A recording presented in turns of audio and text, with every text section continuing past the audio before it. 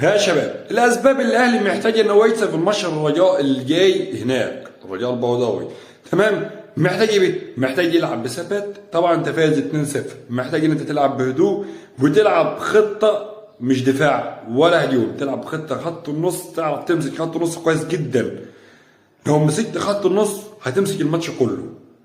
تمام. اللي هو بقى مين افضل ناس ان هي تبدا معاه خط النص؟ حمدي فتحي ده ما يركنش دكه ابدا، ومروان عطيه طبعا ده ما ينفعش غنى عنه. تمام. هيبقى فاضل معاه عندك القندوسي وعمرو السوليه واليو ديانج. انا من رايي الشخصي ان لازم أن يبدا بالماتش دوت اليو ديانج. هتقول لي ليه؟ اليو ديانج عنده القوه البدنيه وما بيخافش، ويقدر يخش على اي مدافع او اي هجوم ويقدر يصده معاك ويعافر مع الناس ديت. تمام.